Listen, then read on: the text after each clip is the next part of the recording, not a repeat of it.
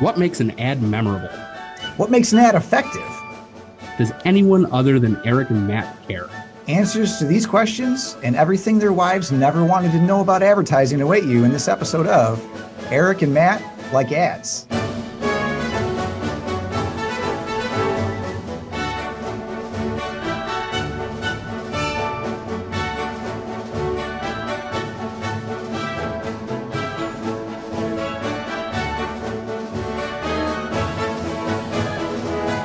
What up, Matt? Not too much. What's up, Erik? It's Friday, even Yes, it though is. these release on a Thursday. Oh, yeah. That's good listening. That's great viewing. Yeah, absolutely. We should probably welcome back our mothers. Thank you, moms, for watching this. This is episode number something Yeah. in our series, our prolific series. I really feel like we're changing the internet. Oh, yeah. Yeah. I'm glad you feel that way because I've been telling a lot of people, just watch out, right? Things are about to change for everyone and for good. I just don't want to take heat from the feds like Google and Facebook and everybody are taking right now. You know what I mean? Oh, really? You don't? No, I don't have time for that. I would love to be like deposed in front of Congress or whatever. Is that even the right term? I don't know. But I'd love to have to speak in front of Congress. What would you say? I would probably I would flip it on them. I would have a line of questioning for them, you know? How dare you, sir? Yeah. I'm Right. putting this trial on trial. Right. Where have all the Cowboys gone? Answer me, Mitchell. Yeah. Yes, I'm talking to you, sir. Yeah. Wow. I wouldn't do Coming that. in hot. Yeah. Sure. So what do we do here again? Do we talk about ads at some point?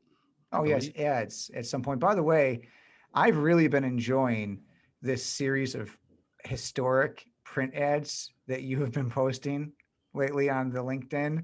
Thank you. You've had some real buttes, Clark. Thank you. Yeah. I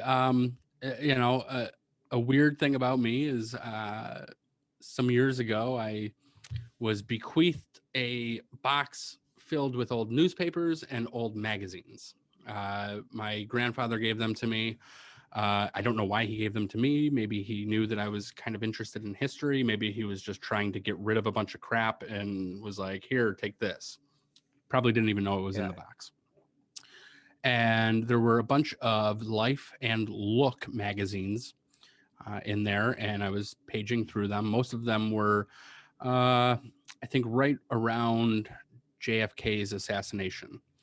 And because it was all Kennedy's and it was all like, whatever. And I was paging through them and I was like, wow, this is really cool. And ever since then, about 3 or 4 times a year, I'll buy 8 or 9 old magazines from the 60s, 50s, 70s on eBay. They're very, very cheap, and it's a nice, clean hobby. Fast forward to a couple of weeks ago, and I was sitting in my office. I always, for whatever reason, in the last few years, I've had them delivered to the office, and there's a big stack of them just right over to that way. And I had a bunch of them, and I was sitting there, and they, reading them, and I was like, these are great ads. I mean, that's the only reason I read them is for the ads. And I was like, I should be posting these because these are kind of neat. So I'm glad at least one person's enjoying it. Yeah, I feel like we could use some help on the engagement because I'm watching these things and I'm like, there's a lot of value in these. We got to get these in front of more people, right? So maybe, our moms can maybe hop on LinkedIn, get some LinkedIn accounts, and and then they can also like and share this podcast as well while they're there. So that's double win. Well, in high school, my mother went to almost every single one of my band's shows. So pretty sure she would be up for it. Awesome. Well, I can't wait then. Thanks again, Mom. So should we talk about an ad? Let's do it. Okay. Who wants to start? Oh, right. Yeah. So this one's mine. I brought this one this week, right? So this is my turn. Yeah. So have you ever heard of a thing called the movies?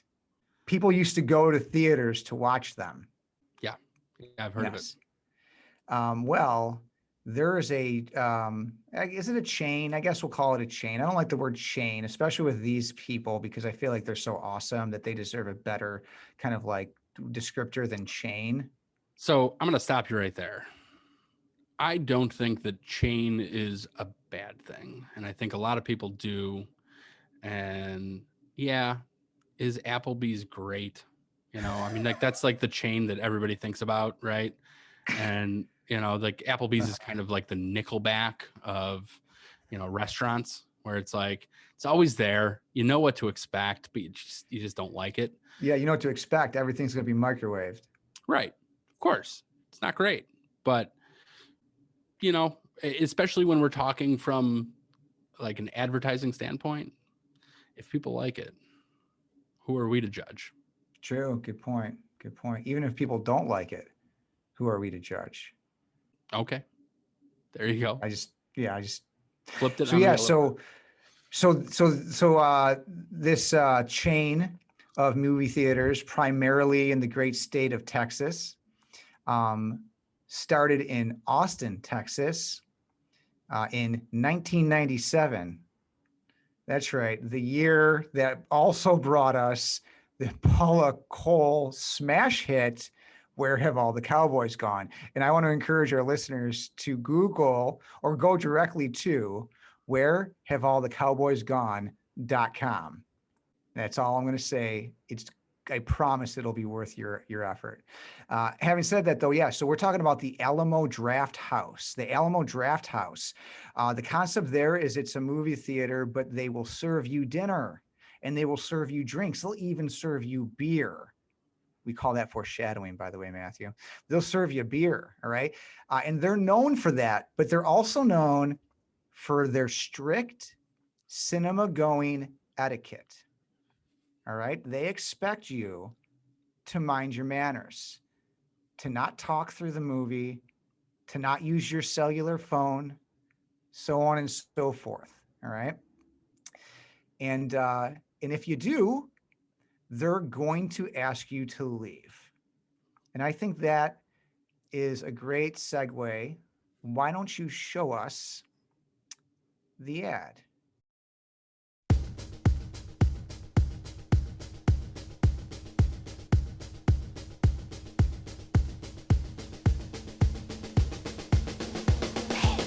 Yeah, I was wondering if you guys actually enjoy treating your customers like a piece of because that's how I felt when I went to the Alamo Draft House. Okay? You know what? I didn't know that I wasn't supposed to text in your little crappy theater. It was too dark in that place for me to find my seat, all right? I was using my phone as a flashlight to get to my fucking seat. So excuse me for using my phone in USA, United States of America, where you are free to text in a theater.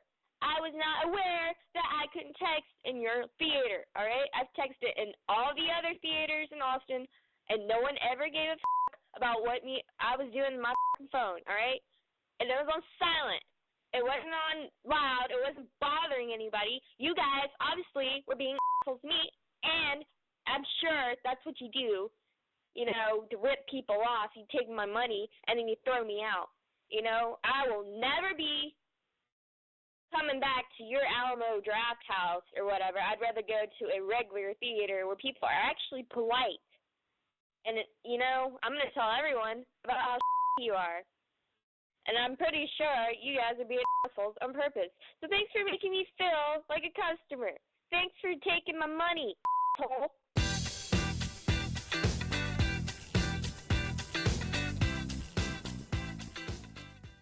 Oh, man. Every time I see that, I love it. Every single time. Yeah, me too. You know, when you put that in the doc that we use to kind of share these with each other, I feel like I've seen it before somewhere. Obviously, I don't believe this has ever been run in our region. No, Although there are, I actually looked today and it looked like there are some up by Yonkers, unless there's a Yonkers somewhere in Texas also. not sure. Anyways, but I've now watched that probably 20 times in the last 2 days. Not because I was like, oh, I got to find something, you know, some nugget to talk about, but because I was just showing people. And I was like, look at this. This is hilarious, you know. So yeah. So what are some of the things that you enjoy particularly about this Alamo Draft House ad? Number one, the simplicity of the idea, right? Like they had a voicemail. It's clearly real, right? I mean, you could not hire somebody to sound that real, right? Like when Yeah. we've all experienced people like that, and that's just it's so authentic. It's not even funny, except it is funny. Um, you know, the right, the simplicity of the idea, and then having the restraint to not make it more than what it is, right? To just play it. And yeah, you've got an opener and a little closing, you know, and that's it. Um, that's got to be my favorite part of it. The message is clear, right? Like, don't worry, this bitch won't be there, right?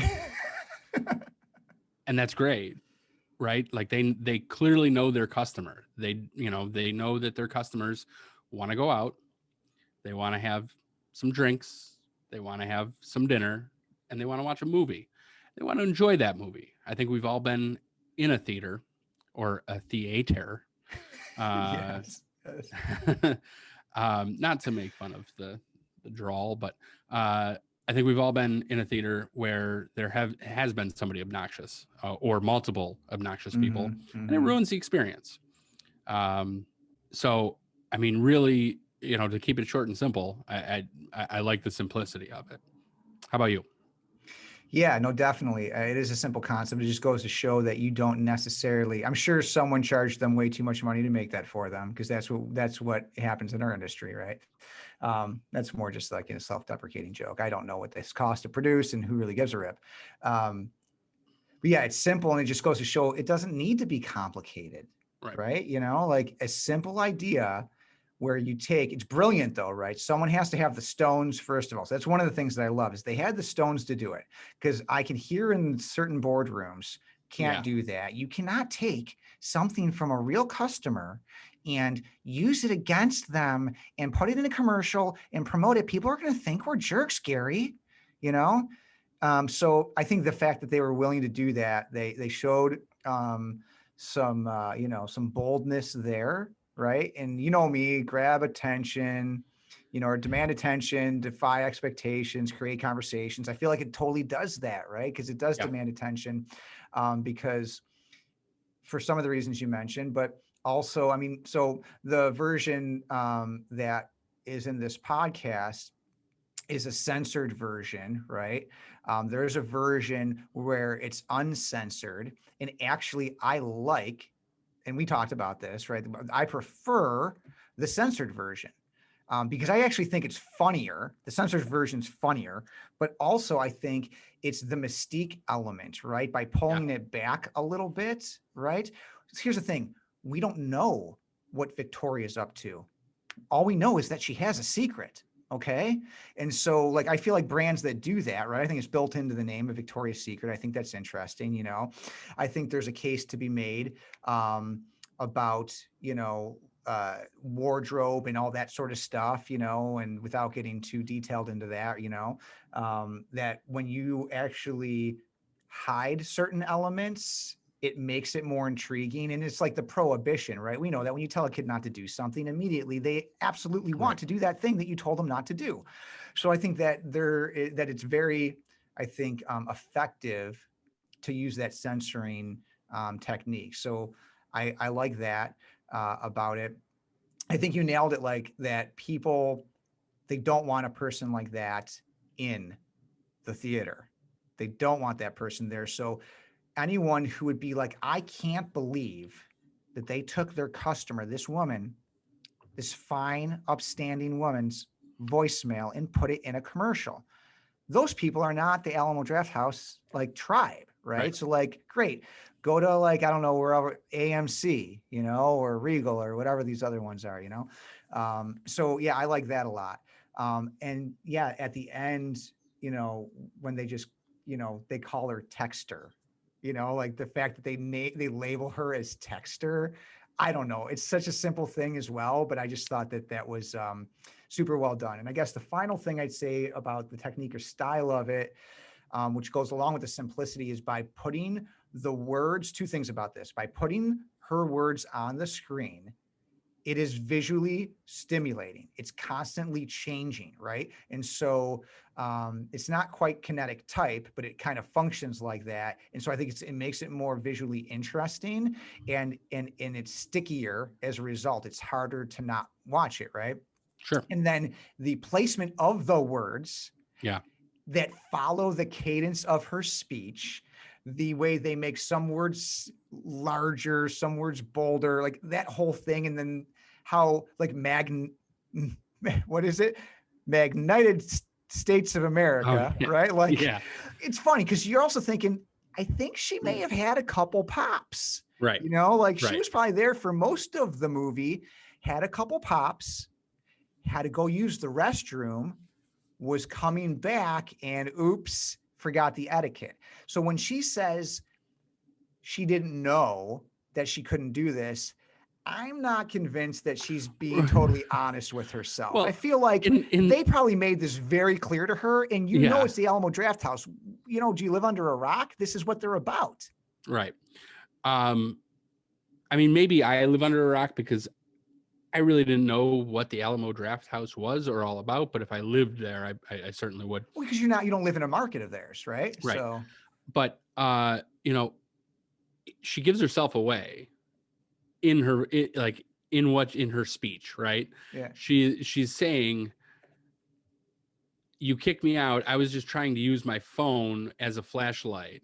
And then she like talks about how she was, and my texting wasn't bothering anybody anyways. It was on silent. You know, not to like get too far into exactly what she was saying, because it's obviously not the point. Right. No, but that's actually interesting though. Yeah. Those details can matter, right? But it's like, yeah, you said you weren't texting, and then you said I was texting and it wasn't bothering anybody. So yeah. So yeah, so I would say that a great ad, and we're talking about it and sharing it. We're not even in one of their markets. This ad allows people that aren't even in market to know about them, right, and start to like them. And if I had time in one of their markets and I was going to go see a movie, I would try to find an Alamo Drafthouse as a result of this, right? So I think it's an effective ad. Unfortunately, no matter how clever you are and how great your ads are, if a global pandemic comes along and changes the way people do business, you file Chapter 11, which unfortunately they did on March 3rd of this year. So just under a month ago, they filed Chapter 11, which is the reorganization the not chapter. Correct. I think that's 913. Here's the thing. I'm an ad guy, not an. Yeah, me neither. I was thinking Chapter 7. Maybe it's 7. I don't know. Is that the bad one? Who knows? Somebody else. I don't know. I don't really read books, so I'm not sure. But it's the I love books. You should open one. You crack one. So they're going to reorganize, and so I'm excited because sometimes I hear companies go into Chapter 11, and I'm like, man, maybe it should have been that other chapter, you know? But like with this one, it's like, because when I heard that they filed bankruptcy, I was like, oh no, not them. They're the good guys, you know? So I'm glad to hear that. Hopefully they'll get it sorted out and they'll come back, you know, stronger. So. Yeah, I hope so. I was on their website today, and they have new house rules. I like just about everything about their website. especially like, I mean, the copy is great, right? They clearly have somebody who knows what they're doing writing the copy. And I think that's a lot more than can be said about virtually any other movie theater, right? Like Sure. I don't think Which kind of AMC. boggles the mind because like how amazingly written are most movies, Yeah, right? Like this is an industry of writers. Right. So I'm on their website and there is like a little banner across the top that says new house rules as you come back or something along the lines. And I was just thinking like, oh wow, great. So they seem to have made it, which now you're giving me bad news and I'm depressed. I will never see a movie at one of their theaters, but no, hopefully I will. The fact that site's still up and is saying that tells me that they're still in it to win it, No, of course. And I want to take a step back here to kind of talk about what you mentioned. If I'm ever, it's such a great ad that it gets shared across across markets that they're not even in. I think that's really interesting, but also like could maybe give them an idea of markets to, go into. Oh yeah, possibly. And also, or if they have plans to expand, that's just like a great thing. Well, Sonic used to do that, right? Yeah, right. Yeah, dude. Did we literally just say that at the exact same time? Dude, did we just become best friends? Anyways, Sonic did this. So I forget who told me, and this is obviously hearsay, and who knows. Somebody told me that they had spoken to somebody that somebody's cousin, sister's brother. No, that Sonic did that somewhat intentionally, but also just because it was cheaper to, if you have somebody in or a market in New York City and, it's just cheaper to advertise in all of New York, right, than it is to actually target down. But that it ended up giving them a way to understand like the markets that they would want to go in because of social listening and everything like that. These digital channels aren't, like it's not a bad thing, right? Like it's good to have that at your disposal to say like, oh, cool. Like a lot of people in, the Western New York region, let's say, or whatever region have been talking about this or have been sharing it. It's a, maybe that's a great place to open a franchise or one of our chains. And I think that's incredibly interesting because it's something that it would have been a lot harder to decide, even just 20 years ago, right? Just from advertising. Obviously, you want to go broad. I'm a big believer in broad. Like I hate narrow targeting because then you're missing your narrow targeting is always going to find your existing customers or customers who are always going to be customers, right? And yes, that's great. You want to make sure that they hear of you and know about you. Broad targeting, broad, reach creates new customers, right? So, I mean, that's to your point, right? So if you were ever in Austin and looking for something to do with your wife on a Friday night or something like that, and wanted to make sure that you weren't interrupted by a texter during a movie, you'd probably go to Alamo. Absolutely. 100%. Did any of that make sense? I've had a couple of these. No, that makes perfect sense. And I love it because I love that your take on the targeting and hyper targeting is actually counterproductive, right? So absolutely. I love that because, there's most people that I encounter don't actually think that way. There's still a lot of people that think the way that you and I think, because we agree on that. There's a lot of people that don't, and that's okay. We can agree to disagree. You and I happen to be correct. But like Procter and Gamble did this with Febreze. Did you hear about this? They did this with Febreze on Facebook. All right.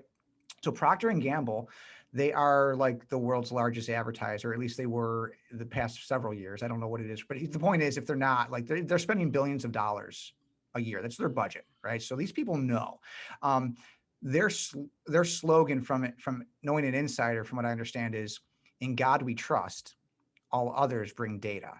Okay, so like if anyone, like, they measure everything, they measure measurements, right? You know, like, so if anyone's going to know, I would trust Procter and Gamble. So they did a Facebook campaign around Febreze, and that's one of that's one of like the tasty little temptations of digital marketing, right? Is like the ability to hyper target and look how efficient we can be, and there's no waste in your spending, right? So what did they did that model? They did Febreze. Who buys Febreze? I don't know exactly, but it's like, it's women. They're 25 to 44, and they have 2 kids and a dog, and you know, and whatever.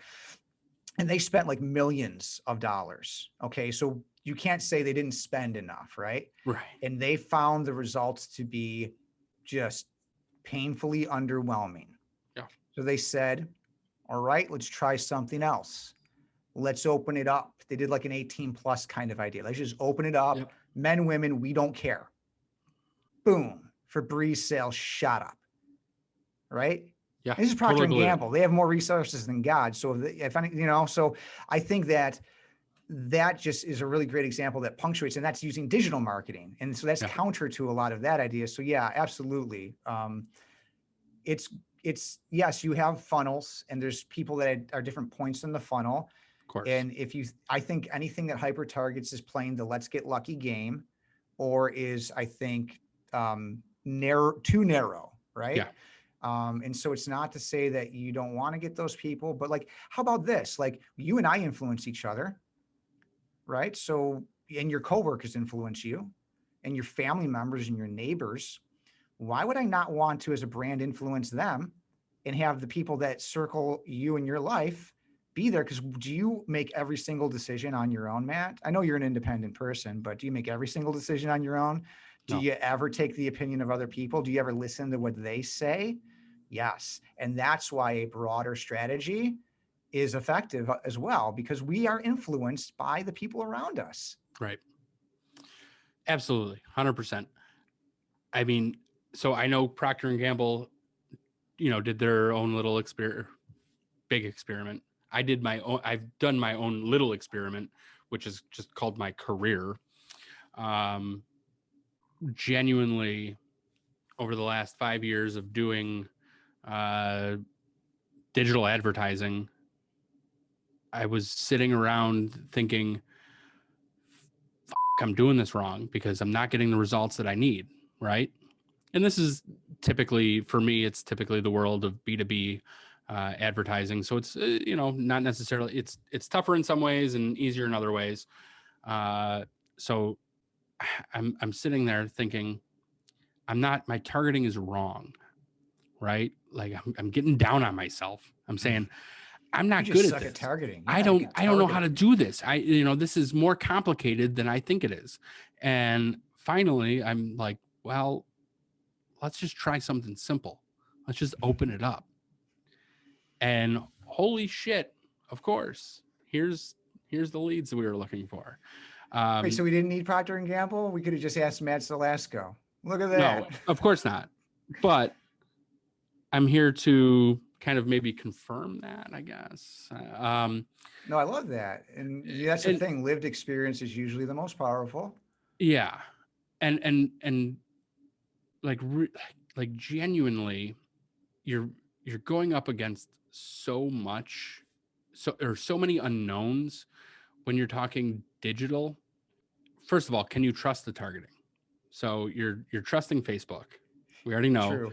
Yes. Like we unintentionally talked about like Facebook being in front of Congress, right? Like right. That was not intentional. That was not foreshadowing. That was just ironic. Isn't it ironic? Yeah.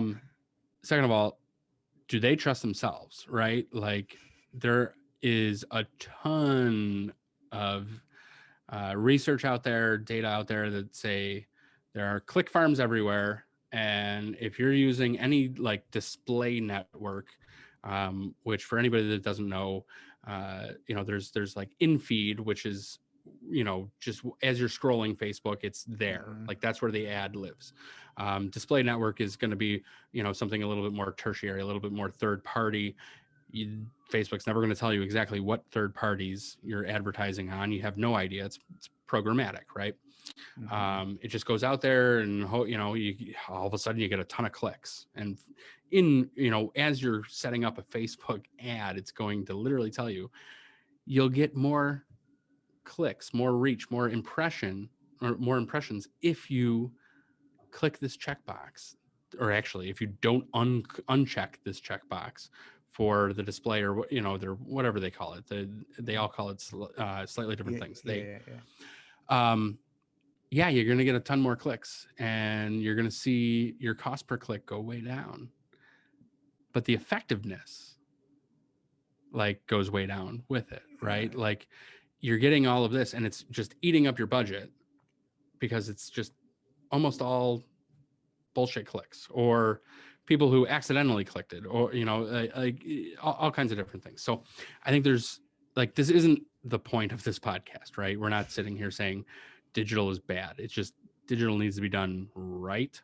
And I think if it can be done in tandem with TV or radio or something like that, I think it's also about ultimately what does it drive, right? So effectiveness over efficiency. Clicks, exactly. Can clicks become then like a vanity metric in a way, right? At the end of the day, are we converting? However you want to define that, and are we selling more things? Is there more interest for our product? Are we selling more things? If we are, some pieces of what we're doing is probably working, right? Yeah. And certainly there's going to be waste in TV or radio, right? They're, the account executives are going to tell you're going to reach all kinds of, this better than I do because you live in that space a little bit more than I do, but they're going to tell you, you're going to reach all these kinds of people and all, and it's like, yeah, but are they paying attention? Their TV's on, but are they in the room? Right? Or are they going in and getting popcorn? Right. And I think that's an easier pill to swallow, knowing that, you know what, you might not have the attention right then and there. You're not always going to have the attention that the account executive is telling you you're going to have. But at least it's not like people in some country with TVs on to try and trick the Nielsen, we call them Nielsen farms. Yeah. It's right. It's a pretty sick practice. I think there's waste in everything, right? And I think that's one of the issues. Marketing has many issues and things that people put a lot of focus into that is not necessarily good energy, right, to focus on. And I think this is efficiency to a point, right? But when efficiency becomes God, right, it's like, okay, well, what are we really worshiping here? There's waste in every aspect of life. It's part of being getting big. It's part of existence, right? Like there's waste. We produce waste. You can't even eat all the food. You can't even process all the food that you eat. All right. There's waste. How about, I went there. How about that for vivid mental image? I'm just really trying to up subscribers. I feel like, you know what? I know how to get subscriber count beyond our mothers. All right. I know how to do this. Okay. And by the way, on that topic, our mothers are very familiar with this. So this is not an embarrassment to them. But let's talk about whiskey. You're drinking whiskey and I'm a big whiskey fan. So when you make whiskey, you're going to fill that 53-gallon barrel off the still with that new make, right? It's going to go into that charred, in our case, American oak, if we're making bourbon. All right. And are you going to come back in? Yeah, good stuff. Good stuff. So are you going to come back in 2 years, 4 years, 6 years, 8 years, whatever the period of time is that you're aging it? And are you going to find 53 gallons of aged whiskey in that barrel? The answer is no, you're not going to. Some of it leaks out, and they try to prevent that, right? You don't want it to leak out, but some of it's going to leak out. Some of it's going to evaporate, depending on where it is in the warehouse. And some factors, maybe more alcohol evaporates than water. maybe more water evaporates than alcohol. Some of it's going to get trapped in the barrel because that's what's happening when whiskey ages, through expansion and contraction. Temperatures rise, whiskey expands into the wood, drops down, contracts out of it, in and out over time. That's how whiskey ages.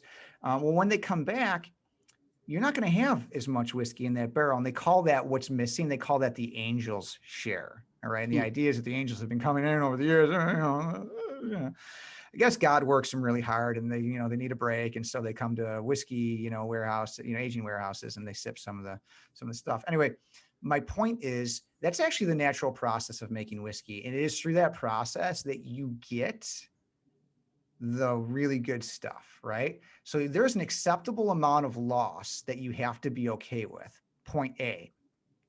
Point B, I always liken this to like, people say like, I want to do business with as many people as I can. I don't want other businesses to get my customers or customers that I think should be doing business with me.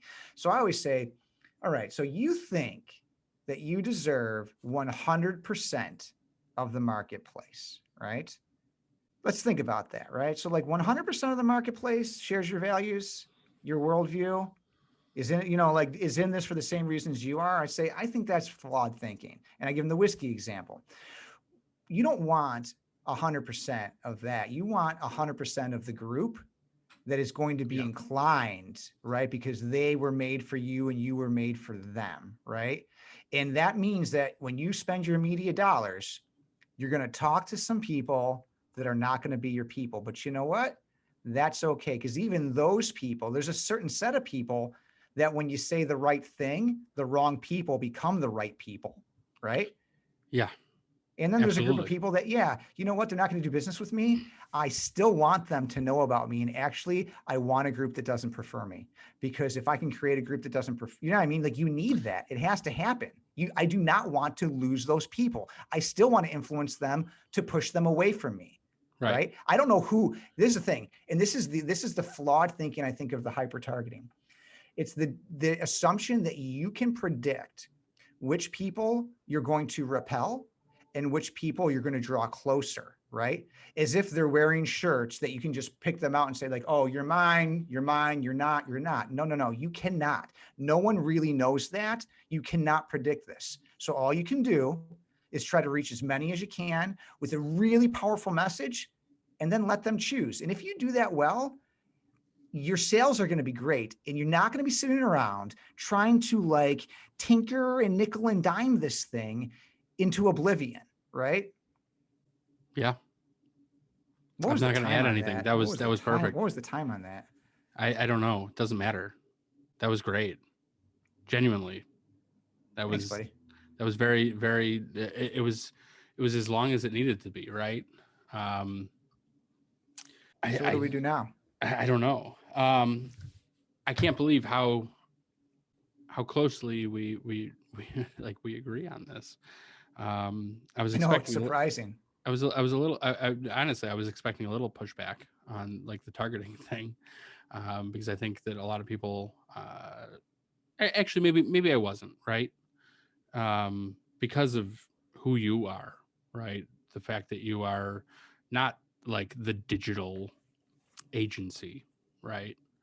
That's going to sell, oh, you're going to get ROI. You're going to get this ROAS, which I've only been hearing for like the last like year and a half. Is that new? I really don't know. Return on ad spend. It's like, I'm not as familiar with that particular metric. I've only heard of it. I mean, somebody started talking about it maybe a year or two ago, and I was just like, what the is that? That like that's stupid. Also, you don't get to ask about, and maybe this isn't necessarily appropriate for this podcast, but you don't get to ask about the R until you've made the I, right? We, oh, that's good. That's good. Maybe we don't know. Like you gotta, like at a certain point, there's a leap of faith. Mm-hmm. The case study doesn't necessarily need to be my case study or your case study. It's just go back to the magazines, the old magazines. You can look at the ones that I have hundreds of these things. The ones that you see a lot of ads from in every single one of them, almost every single one of those brands is still around. The ones where you see a smattering, a peppering, That's a interesting. dip the toe, they're all gone. That's Or they've at interesting. least gone into some other, form. I'm looking at one on my wall right now. It's International Scout. So International, the big tractor brand. Oh yeah. In the 60s tried to do, they were selling trucks. They were selling these little like truck cabins, the fifth wheel, and that's what they called them back then. The little fifth wheels that fit on the bed, not fifth wheel. Yeah, I'm the familiar with it. bed campers. Yeah.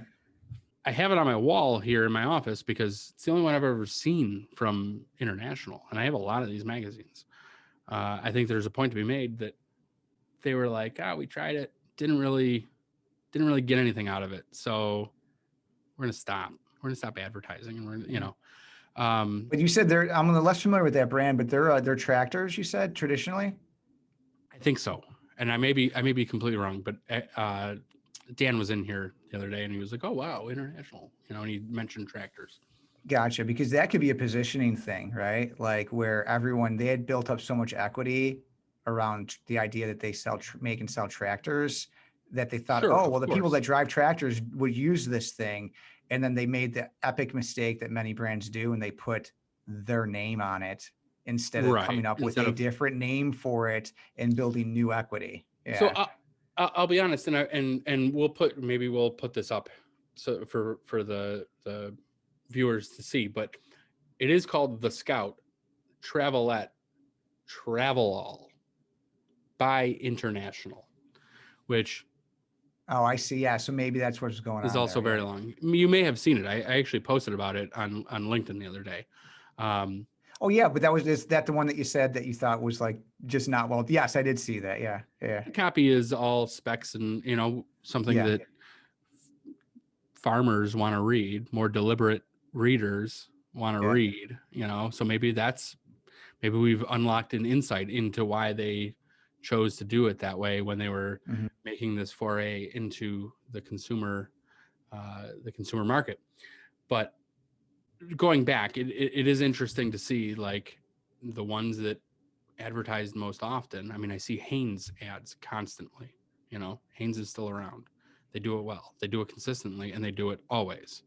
Volkswagen, you see a ton of them, right? And I mean, that's something that we've talked about probably on this podcast already. I don't know particularly, but tons of it.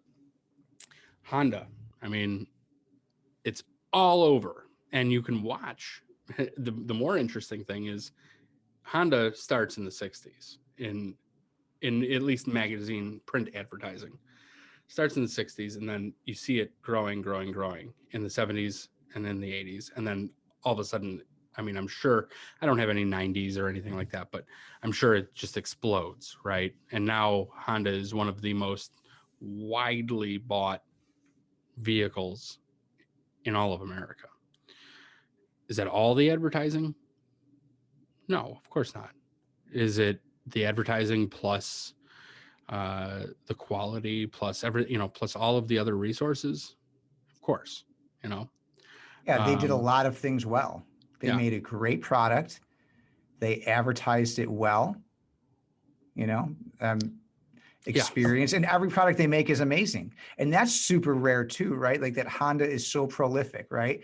If you we have a Honda generator out at the land. They're amazing, aren't they? Pull every time without fail. It is amazing. We had a Honda, that big red three-wheeler. Oh, geez. From the 70s? Yeah, but I actually know about this thing. Same deal. And people try to buy these things, and they, in horrible shape, pay big money for these things, right? It's amazing what Honda's done. Anyway, you were going to say something. I don't know. Who knows? Okay. Anyways, I think they did a lot. They did the thing, which is their brand is, I mean, I don't know what they define it as, but it's like they definitely have the quality kind of thing going on, right? And then, yeah, they made some really strong commitments, and I'm sure not just to their advertising, I'm sure to the manufacturing, I'm sure to the distribution and all those different types of things. But you can't discount the fact that they are consistent advertisers and that they invest well and they execute well on that. Absolutely. Yeah. I mean, and I'm not going to go too far into it, but because I haven't done a ton of research on this, but like conversely, you can look at the ones that sort of fall off, right? Like in these magazines that I read, that I'm looking at, you see Contact a lot in the early 60s, and then you start to see it go away. And I don't have the numbers, everything like that, but you don't think of Contact. It's a like medicine brand, similar to Halls or NyQuil or something like that. Probably owned by Procter and Gamble, even back then maybe, or you're one of the big, yeah. And you see it's starting to go away. And I mean, I couldn't think of anything made by Contact at this point. I don't know if it exists anymore. They sold a lot of it seemed like I don't know, your typical analgesics and things like that, right? Yeah. Did they have a mouthwash at one point? Maybe. Yeah. I don't know. I don't remember. I'm trying to remember, why do I know of them? I think, I don't know. But yeah, I get it. And that actually would be an interesting, study to see the correlation. Because I mean, our gut and experience in watching the published failures of certain brands does kind of say, if they're less frequent in these things, and then you don't see them, that's probably has something to do with it. But it would be interesting to see what are the exceptions to that. Right. What companies if that were to be the case with the Alamo Drafthouse. Oh, what you really needed to understand was at that time there's a global pandemic and no one could go to the movies, and that's what put them out of business and they couldn't survive, right? Right.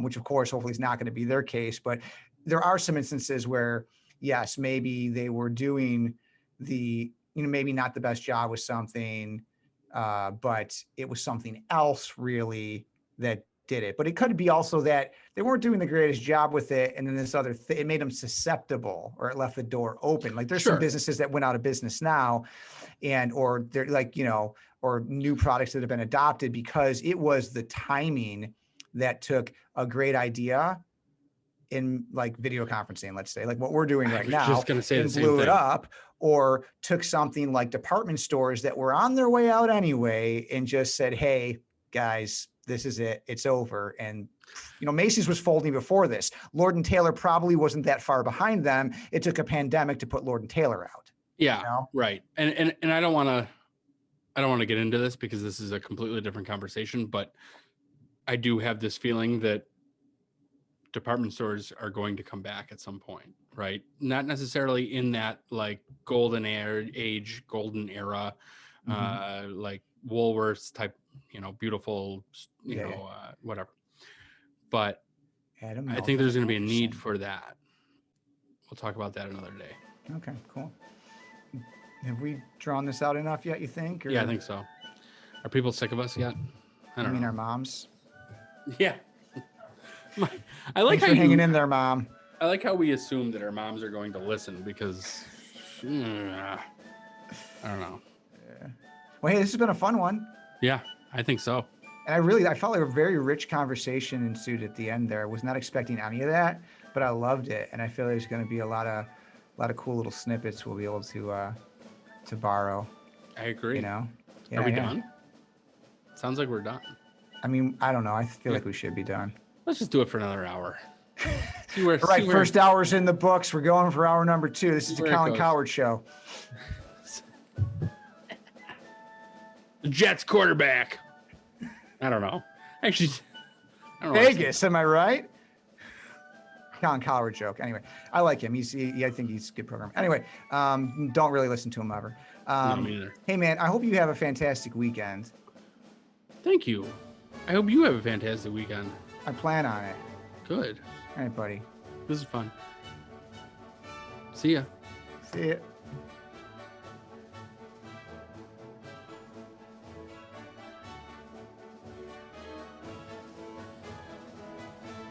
Wow, that was a good one.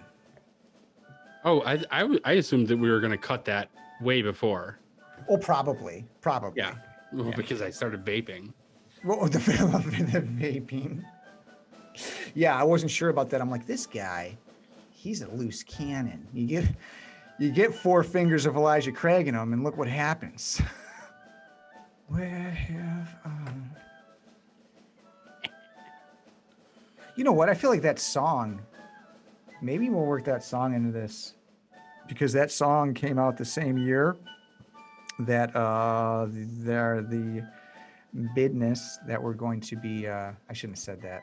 You can't use that. You can't strike that. Strike, Patrick. Cut that. Take 2. You know, maybe we'll bring up that Paula Cole song.